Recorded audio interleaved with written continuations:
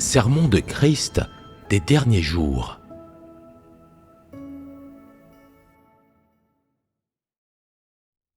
Paroles sur la recherche et la pratique de la vérité. Extrait. Si les gens ont un cœur qui aime la vérité, ils auront la force de poursuivre la vérité et pourront travailler dur à la pratique de la vérité. Ils pourront abandonner ce qui doit être abandonné et renoncer à ce à quoi il faut renoncer. En particulier, les choses qui concernent ta renommée, ton gain et ton statut doivent être abandonnées. Si tu n'y renonces pas, cela signifie que tu n'aimes pas la vérité et que tu n'as pas la force de poursuivre la vérité. Quand il t'arrive quelque chose, tu dois chercher la vérité et la pratiquer. Si, à ces moments où tu as besoin de pratiquer la vérité, tu as toujours un cœur égoïste et que tu ne peux pas renoncer à ton intérêt personnel, tu seras incapable de mettre la vérité en pratique. Si tu ne cherches et ne pratiques la vérité en aucune circonstance, tu n'es pas une personne qui aime la vérité. Quel que soit le nombre d'années depuis lequel tu crois en Dieu, tu n'obtiendras pas la vérité. Certaines personnes recherchent toujours la gloire, le gain et l'intérêt personnel. Quel que soit le travail que l'Église leur destine, elles délibèrent toujours, pensant « Est-ce que cela me sera bénéfique ? Si oui, je le ferai, sinon je ne le ferai pas. » Une telle personne ne pratique pas la vérité. Alors peut-elle bien accomplir son devoir ? Certainement pas. Même si tu n'as pas fait le mal, tu n'es tout de même pas une personne qui pratique la vérité. Si tu ne poursuis pas la vérité, que tu n'aimes pas les choses positives et que quoi qu'il t'arrive, tu ne te soucies que de ta réputation et de ton statut, de ton intérêt personnel et de ce qui est bon pour toi, alors tu es une personne qui n'est motivée que par son intérêt personnel et qui est égoïste et méprisable. Une telle personne croit en Dieu pour obtenir quelque chose de bien ou d'avantageux pour elle, non pour obtenir la vérité ou le salut de Dieu. Par conséquent, ces gens-là sont des non-croyants. Les gens qui croient vraiment en Dieu sont ceux qui peuvent chercher et pratiquer la vérité, car ils reconnaissent dans leur cœur que Christ est la vérité et qu'ils doivent écouter les paroles de Dieu et croire en Dieu comme Dieu l'exige. Si tu désires pratiquer la vérité quand il t'arrive quelque chose, mais que tu tiens compte de ta propre réputation, de ton propre statut et de ton propre visage, alors ce sera difficile. Dans une telle situation, par la prière, la recherche, la réflexion sur eux-mêmes et la prise de conscience d'eux-mêmes, ceux qui aiment la vérité pourront abandonner ce qui est dans leur propre intérêt ou bon pour eux, pratiquer la vérité et se soumettre à Dieu. Ces personnes sont celles qui croient vraiment en Dieu et aiment la vérité. Et quelle est la conséquence lorsque les gens pensent toujours à leur intérêt personnel, lorsqu'ils essaient toujours de protéger leur orgueil et leur vanité, lorsqu'ils révèlent un tempérament corrompu sans chercher la vérité pour le corriger? C'est qu'ils n'ont pas d'entrée dans la vie, c'est qu'ils manquent de vrais témoignages d'expérience. Et c'est dangereux, n'est-ce pas? Si tu ne pratiques jamais la vérité, si tu n'as aucun témoignage d'expérience, alors, en temps voulu, tu seras révélé et éliminé. À quoi servent les gens sans témoignage d'expérience dans la maison de Dieu? Ils sont voués à faire n'importe quel devoir de façon médiocre et à être incapables de faire quoi que ce soit correctement? Sont-ils autre chose que des déchets? Si les gens ne pratiquent jamais la vérité, après des années de croyance en Dieu, ils sont des non-croyants. Ils sont des personnes malfaisantes. Si tu ne pratiques jamais la vérité, et si tes transgressions deviennent de plus en plus nombreuses, alors ton résultat est scellé. Il est clair que toutes tes transgressions, le chemin erroné que tu empruntes et ton refus de te repentir, tout cela s'accumule en une multitude de mauvaises actions. Et donc, ton résultat, c'est d'aller en enfer. Tu seras puni. Pensez-vous que ce soit une question triviale? Si tu n'as pas été puni, tu ne sauras pas à quel point c'est terrifiant. Quand le jour viendra où tu feras vraiment face à la calamité et que tu seras confronté à la mort, il sera trop tard pour les regrets. Si, dans ta foi en Dieu, tu n'acceptes pas la vérité, si tu crois en Dieu depuis des années, mais qu'il n'y a eu aucun changement en toi, la conséquence ultime est que tu seras éliminé et abandonné. Tout le monde commet des transgressions.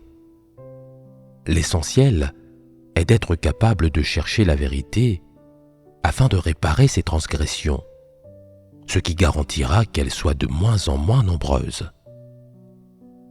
Quel que soit le moment, si jamais tu révèles ton tempérament corrompu et que tu es toujours capable de prier Dieu et de te fier à lui, de chercher la vérité pour corriger ton tempérament corrompu et de le purifier, alors tu n'auras pas fait le mal.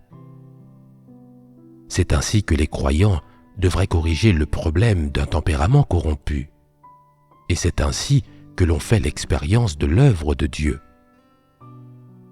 Si tu ne pries jamais Dieu et ne cherches jamais la vérité lorsque tu es confronté à des événements, ou si tu comprends la vérité mais ne la mets pas en pratique, quel sera le résultat ultime?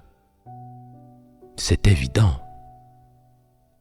Aussi fourbe et beau parleur que tu puisses être, peux-tu échapper à l'examen de l'œil de Dieu?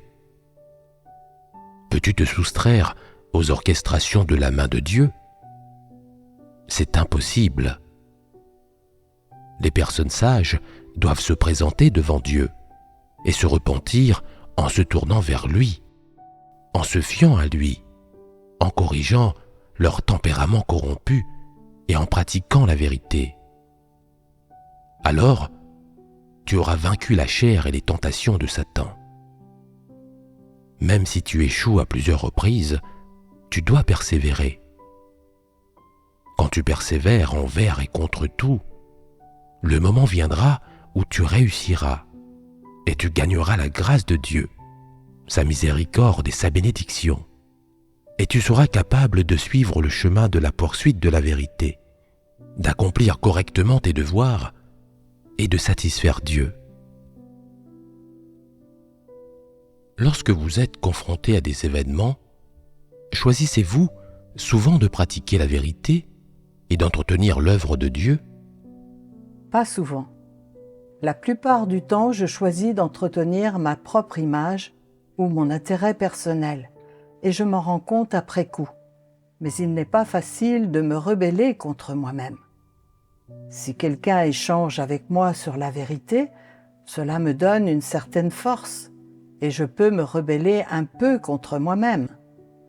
Mais quand il n'y a personne pour échanger avec moi sur la vérité, je m'éloigne de Dieu et je vis tout le temps dans cet état. Il est difficile de se rebeller contre la chair, et encore plus difficile de pratiquer la vérité, car vous avez une nature satanique qui vous entrave et un tempérament corrompu qui vous perturbe, et ceux-ci ne peuvent pas être corrigés sans comprendre la vérité. Combien de temps par jour pouvez-vous passer silencieusement en présence de Dieu? Combien de jours pouvez-vous passer sans lire les paroles de Dieu avant de vous sentir desséché spirituellement. J'ai l'impression de ne pas pouvoir passer une seule journée sans lire les paroles de Dieu. Je dois lire un passage des paroles de Dieu le matin, puis le méditer. Je me sens ainsi plus proche de Dieu. Si pendant une journée, je m'affaire et suis occupé à travailler, sans manger ni boire les paroles de Dieu, ni beaucoup prier, je me sens très éloigné de Dieu. Si vous pouvez sentir qu'être éloigné de Dieu ne vous convient pas, alors il y a encore de l'espoir pour vous. Si vous êtes des croyants et que vous voulez obtenir la vérité, vous ne pouvez pas être passif et toujours attendre que quelqu'un échange avec vous sur la vérité. Vous devez apprendre à manger et boire les paroles de Dieu, prier Dieu et chercher la vérité de façon active. Si vous attendez que votre esprit soit sombre et que vous ne puissiez plus sentir Dieu avant de manger et de boire ses paroles et de le prier, alors vous ne pouvez que maintenir le statu quo. Bien qu'il soit bon de maintenir une foi de non, il n'y aura pas de croissance dans votre vie et, lorsque votre esprit sera devenu desséché et engourdi et que vous vous serez trop éloigné de Dieu, vous serez en danger. Une seule tentation survient et tu bascules. Tu es trop facilement capturé par Satan. Si tu n'as absolument aucune expérience, que tu ne comprends aucune vérité, que tu ne te concentres ni sur la lecture des paroles de Dieu, ni sur l'écoute des sermons, et que tu n'as pas une vie spirituelle normale, alors il te sera difficile de grandir en stature, et tes progrès seront certainement trop lents. Pourquoi ces progrès sont-ils si lents? Quelles en sont les conséquences? Tu dois bien comprendre ces choses. Quelle que soit la manière dont Dieu expose la corruption des gens, ils devraient s'y soumettre et l'accepter. Ils devraient réfléchir sur eux-mêmes et se comparer aux paroles de Dieu, afin de pouvoir parvenir à la connaissance de soi et de comprendre progressivement la vérité. Voilà ce qui plaît le plus à Dieu, et le Saint-Esprit œuvrera certainement en eux, et ils comprendront certainement la volonté de Dieu. Tu dois garder en permanence les paroles de Dieu et la vérité dans ton cœur, de sorte que lorsque tu rencontres un problème dans la vie réelle, tu peux le relier et le comparer aux paroles de Dieu et à la vérité. Le problème sera alors facile à résoudre. Par exemple, tout le monde veut avoir un corps sain et sans maladie. C'est une chose à laquelle tout le monde aspire. Mais comment devrais-tu pratiquer cela dans ta vie quotidienne? Tout d'abord, tu dois avoir une routine régulière, ne pas manger de choses malsaines ou tabous, et faire suffisamment d'exercices. Lorsque ces méthodes sont combinées et que tout ce que tu pratiques tourne autour de l'objectif de la santé physique, tu verras progressivement des résultats. Au bout de quelques années, tu seras en meilleure santé que les autres et tu auras obtenu de bons résultats. Comment as-tu obtenu ces résultats? Tu les as obtenus parce que tes actions et tes objectifs étaient alignés, et parce que ta pratique et ta théorie étaient alignées. Il en va de même pour la croyance en Dieu. Si tu cherches à être une personne qui aime la vérité et qui la pratique, et à être une personne qui a changé son tempérament, alors, lorsque tu es confronté à des événements, tu dois les relier aux objectifs que tu poursuis et aux vérités impliquées. Quels que soient les objectifs que tu poursuis, tant qu'ils correspondent aux exigences de Dieu envers l'homme, ils constituent la direction et l'objectif qui doivent être poursuivis en tant que croyant. Par exemple, suivre le chemin de Dieu, craindre Dieu et s'éloigner du mal. Une fois que tu as cette direction, ce but, tu dois avoir un moyen de la mettre en pratique immédiatement après. Quand je dis « suis le chemin de Dieu », à quoi le chemin de Dieu fait-il référence? Cela signifie craindre Dieu et s'éloigner du mal. Et qu'est-ce que craindre Dieu et s'éloigner du mal? Lorsque tu évalues quelqu'un, par exemple, ton évaluation est liée à la crainte de Dieu et à l'éloignement du mal. Comment procèdes-tu? Nous devons être honnêtes, justes et équitables. Et nos paroles ne doivent pas se baser sur nos sentiments. Lorsque tu dis exactement ce que tu penses et exactement ce que tu as vu, tu es honnête. Tout d'abord, la pratique de l'honnêteté s'aligne sur le fait de suivre le chemin de Dieu. C'est ce que Dieu enseigne aux gens. C'est le chemin de Dieu. Le chemin de Dieu, qu'est-ce que c'est? Craindre Dieu et s'éloigner du mal. Être honnête ne fait-il pas partie du fait de craindre Dieu et de s'éloigner du mal? Et ne consiste-t-il pas à suivre le chemin de Dieu? Si tu n'es pas honnête, alors ce que tu as vu et ce que tu penses, ce n'est pas la même chose que ce qui sort de ta bouche. Quelqu'un te demande « Quelle est ton opinion sur cette personne? Est-elle responsable dans le travail de l'Église ?» Et tu réponds « Elle est formidable. Elle est plus responsable que moi, son calibre est meilleur que le mien, et son humanité est également bonne. Elle est mature et stable. » Mais est-ce ce que tu penses au fond de toi? Ce que tu vois réellement, c'est que, bien que cet individu ait du calibre, il n'est pas fiable et il est plutôt malhonnête et très calculateur. Voilà ce que tu as vraiment à l'esprit. Mais quand vient le moment de parler, tu te dis « Je ne peux pas dire la vérité.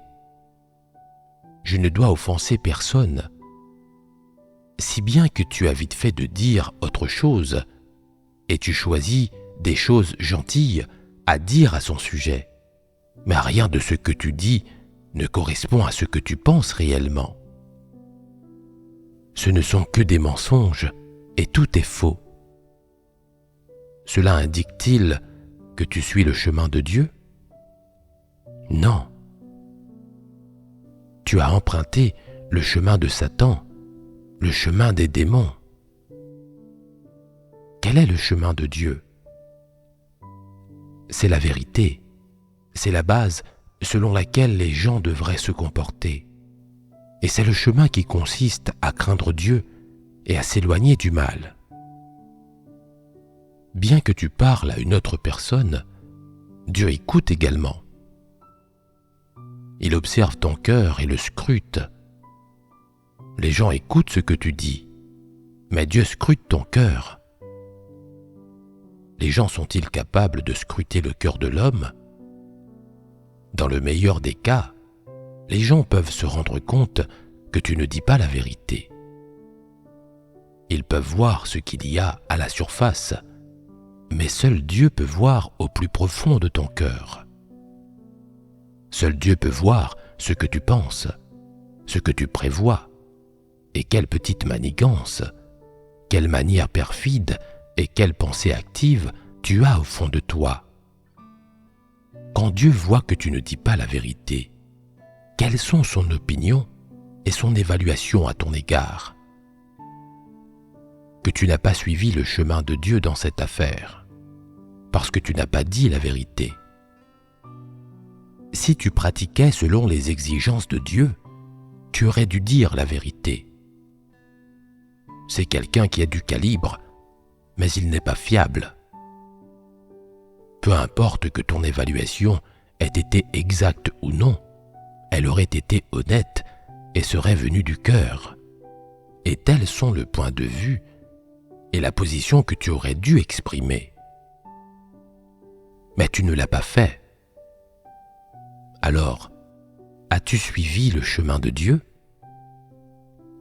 Si tu ne dis pas la vérité, à quoi sert-il de souligner que tu suis le chemin de Dieu et que tu satisfais Dieu? Dieu prête-t-il attention au slogan que tu scandes? Dieu regarde-t-il la façon dont tu t'exclames, la force avec laquelle tu t'exclames et l'intensité de ta volonté? Regarde-t-il le nombre de fois où tu t'exclames? Ce ne sont pas là des choses qu'il regarde. Dieu regarde si tu pratiques la vérité, le choix que tu fais et la manière dont tu pratiques la vérité lorsque tu te trouves confronté à des événements. Si tu choisis de préserver des relations, de préserver tes propres intérêts personnels et ta propre image, tout vise ton auto-préservation, et Dieu voit que ce sont là le point de vue et l'attitude que tu adoptes lorsque tu es confronté à des événements, alors il fera une évaluation à ton égard. Il dira que tu n'es pas quelqu'un qui suit son chemin. Tu dis que tu veux poursuivre la vérité et suivre le chemin de Dieu. Alors pourquoi ne mets-tu pas cela en pratique lorsque tu es confronté à des événements? Les paroles que tu prononces viennent peut-être du cœur et elles expriment peut-être ta volonté et tes souhaits, ou il se peut que ton cœur soit ému et que tu cries des paroles sincères en pleurant amèrement, mais le fait de parler sincèrement signifie-t-il que tu pratiques la vérité? Cela signifie-t-il que tu as un vrai témoignage? Pas nécessairement. Si tu es quelqu'un qui poursuit la vérité, tu seras capable de pratiquer la vérité. Si tu n'es pas quelqu'un qui aime la vérité, alors tu diras uniquement des choses qui sont agréables à entendre, et ce sera tout. Les pharisiens étaient les meilleurs pour prêcher la doctrine et scander des slogans. Ils se tenaient souvent au coin des rues et criaient « Ô Dieu puissant !» ou « Dieu vénérable !» Aux yeux des autres, ils avaient l'air particulièrement pieux et ne faisaient rien contre la loi. Mais Dieu les a-t-il approuvés? Non. Comment les a-t-il condamnés? En leur donnant un titre, les pharisiens hypocrites. Autrefois, les pharisiens étaient une classe respectée en Israël. Alors pourquoi ce nom est-il devenu à présent une étiquette? C'est parce que les pharisiens sont devenus représentatifs d'un type de personne. Quelles sont les caractéristiques de ce type de personne? Elles sont habiles à être fausses, à se parer, à faire semblant.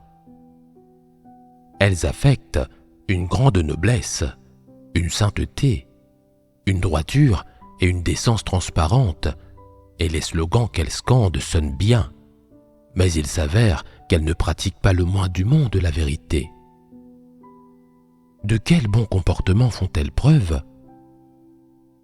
Elles lisent les saintes écritures et prêchent.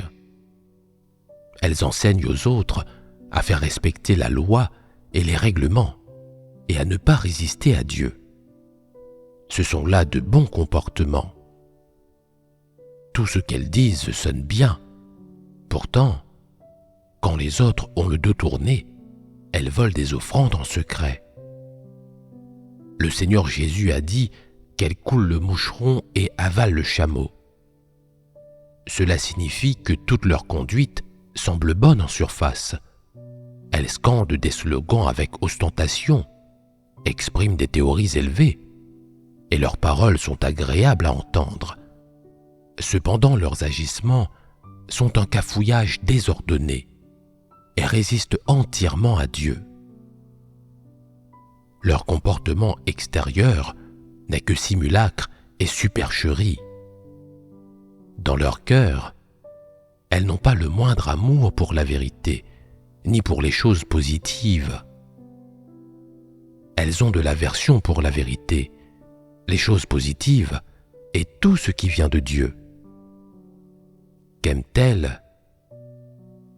Aime-t-elle l'équité et la justice? Non, Qu'est-ce qui te fait dire qu'elle n'aime pas ces choses?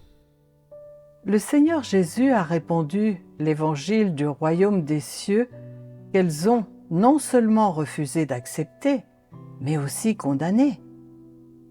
Si elle ne l'avait pas condamné, aurait-il été possible de s'en rendre compte?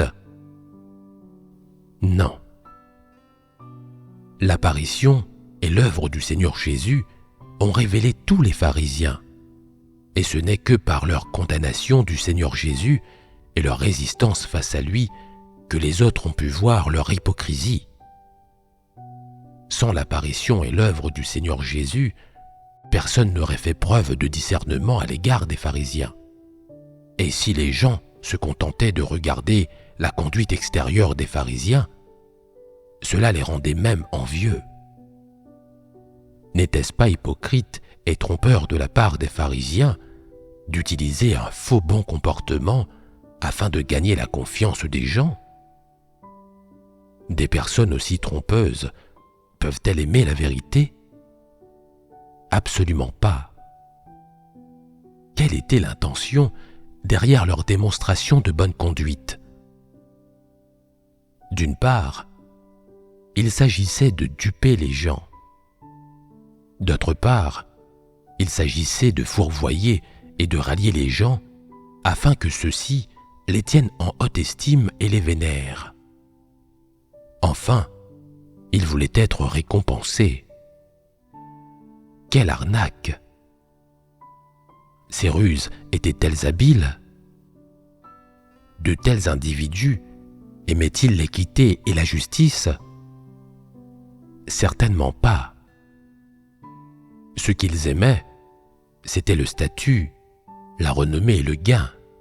Et ce qu'ils voulaient, c'était une récompense et une couronne. Ils n'ont jamais pratiqué les paroles que Dieu a enseignées aux gens, et ils n'ont jamais vécu le moins du monde les vérités et réalités. Ils voulaient juste faire semblant d'avoir une bonne conduite, duper et rallier les gens par leur manière hypocrite, afin d'assurer leur propre statut et leur propre réputation, qu'ils utilisaient ensuite pour chercher des capitaux et gagner leur vie. N'est-ce pas méprisable? Leur comportement montre que, dans leur essence, ils n'aimaient pas la vérité, puisqu'ils ne l'ont jamais pratiquée. Qu'est-ce qui montre qu'ils ne pratiquaient pas la vérité? La plus grande des choses, le Seigneur Jésus est venu pour accomplir l'œuvre de la rédemption, et toutes les paroles que le Seigneur Jésus a prononcées sont la vérité et ont de l'autorité. Comment les pharisiens ont-ils réagi à cela? Bien qu'ils aient reconnu que les paroles du Seigneur Jésus avaient de l'autorité et du pouvoir, non seulement ils ne les ont pas acceptées, mais ils les ont également condamnées et blasphémées. Pourquoi ont-ils fait cela? C'est parce qu'ils n'aimaient pas la vérité et que, dans leur cœur, ils en avaient l'aversion et la haïssaient. Ils reconnaissaient que le Seigneur Jésus avait raison dans tout ce qu'il disait, que ses paroles avaient de l'autorité et du pouvoir, qu'il ne se trompait en rien et qu'il n'avait aucun moyen de pression sur lui. Mais ils voulaient condamner le Seigneur Jésus. Alors, ils ont discuté et conspiré, et ils ont dit « Crucifiez-le, c'est lui ou nous ». Et c'est ainsi que les pharisiens ont défié le Seigneur Jésus. À cette époque, personne ne comprenait la vérité, et personne n'était capable de reconnaître que le Seigneur Jésus était le Dieu incarné. Cependant, d'un point de vue humain, le Seigneur Jésus a exprimé de nombreuses vérités, chassé des démons et guéri les malades. Il a accompli de nombreux miracles, a nourri les 5000 personnes avec 5 miches de pain et 2 poissons, a fait de nombreuses bonnes actions et a accordé énormément de grâce aux gens. Il y a si peu de gens bons et justes comme cela. Alors pourquoi les pharisiens voulaient-ils condamner le Seigneur Jésus? Pourquoi étaient-ils aussi déterminés à le crucifier? Le fait qu'ils aient préféré libérer un criminel plutôt que le Seigneur Jésus montre à quel point les pharisiens du monde religieux étaient malfaisants et malveillants. Ils étaient tellement mauvais. La différence entre les mines malfaisantes que les pharisiens trahissaient et la bienveillance extérieure qu'ils feignaient était si grande que beaucoup de gens ne pouvaient pas discerner le vrai du faux. Mais l'apparition et l'œuvre du Seigneur Jésus les ont tous révélés. Les pharisiens se dissimulaient habituellement si bien et, de l'extérieur, semblaient si pieux que personne n'aurait imaginé qu'ils puissent résister si cruellement au Seigneur Jésus et le persécuter. Si les faits n'avaient pas été révélés, personne n'aurait pu les démasquer. L'expression de la vérité de Dieu incarné est très révélatrice de l'homme.